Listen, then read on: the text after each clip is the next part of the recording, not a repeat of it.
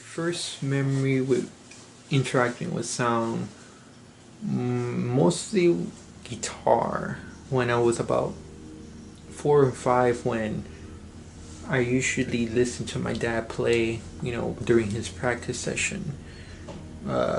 Usually before his concert or his gig. I usually listen to him, be in his room, listen to him, and let him practice and hear him play. And that certain structure of the song or the chords he makes and stuff like that with the guitar, it brings this calmness, this a lot of emotion that's going through me, where it can be like excitement, happy, melancholy, emotional, and it brings this much joy to see my dad, play the guitar, and the way the frequency of the guitar, it brings this type of calmness and this voice of like, I wanted to just play around and have my own guitar and play around and be sort of like my dad. And so yeah, that's like my first interacting with sound.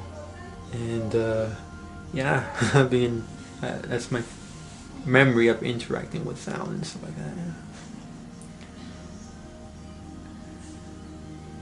I decided when I want to become a devoted musician, usually, with the guitar playing, like during those years when I was small, going right now, or during my preteen years, my dad used to taught me the guitar, lessons, simple lessons, the chords, what type of chord tuning and stuff like that.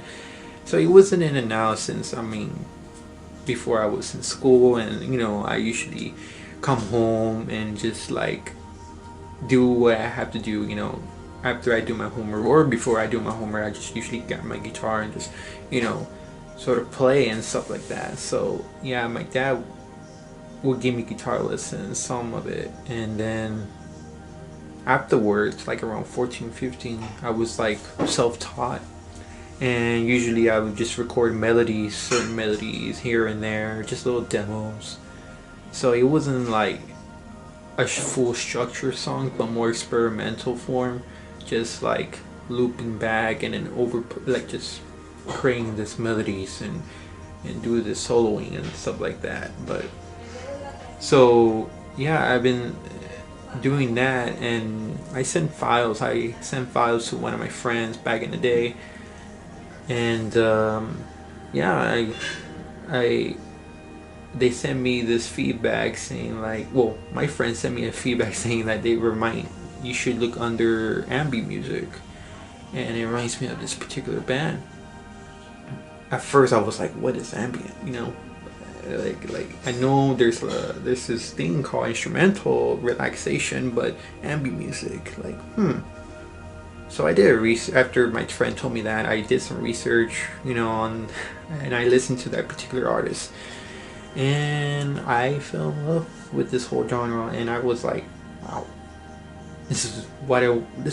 you truly, to be honest, this is what I'm looking for. I should just go ahead and not copycat, but like, go to that route, certain and stuff like that. So even though I've been going through a lot during those years, and this emotion, this type of sadness and all that, it's waiting to be expressive, even though it's harder to say in words or even write down sometimes. But with this type of music, with the guitar playing, it brings it more 100% of what I felt. And this is the route I'll decide to go with the ambient genre, because it's so simple, but yet it can speak to 100,000 or 1,000 millions of whatever I'm feeling, of emotions. and whatever I get inspired of, nature, little things, I can hear melodies in my head, and or shapes, I can like convey it or express it through music. So yeah, I mostly my brain works. I usually get inspired every day, going from those simple things to human relationships and all that. So yeah, I think it's the reason why I decided to become that. So, what inspired me to begin helping people relax and meditate with me, or with my music? I have friends. I've been going through with anxiety and depression myself, and I know there's some of my friends are going through that too. Yeah, I wanted to create, even though we're at this chaos going on right now, and there's a lot of stuff, and a lot of dangerous things out there, and I remember, it's just, what if, like, there's a lot of anxiety going on and depression and all that. And even though, like, going a little personal here, I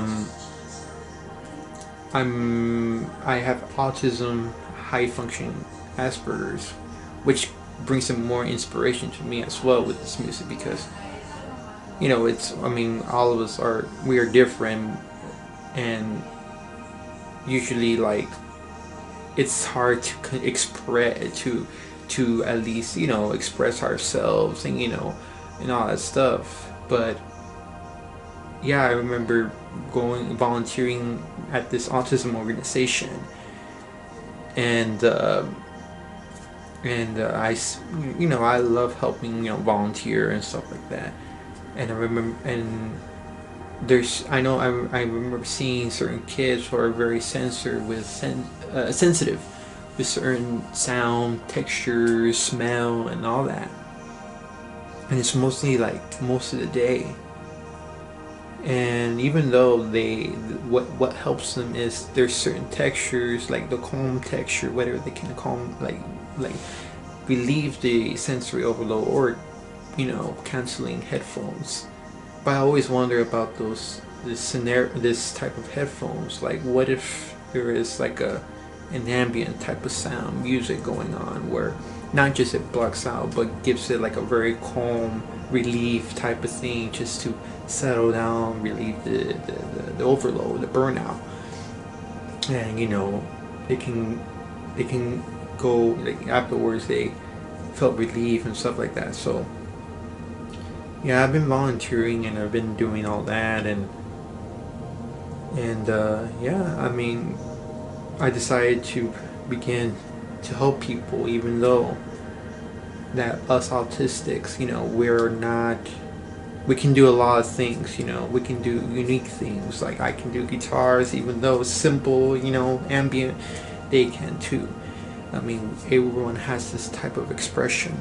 So the expression wise, mostly in art, paintings, abstract paintings, all that stuff, even like bird watching and stuff like that. So I wanted to help, of course, help people with that, and then not just meditate and calm, but giving awareness and acceptance with autism, and also mental illness, to bring together, to meditate, to calm, not to be out in this chaotic world, just to bring this calmness, to ensure themselves they're going to be okay, and then they're not alone with this. So yeah.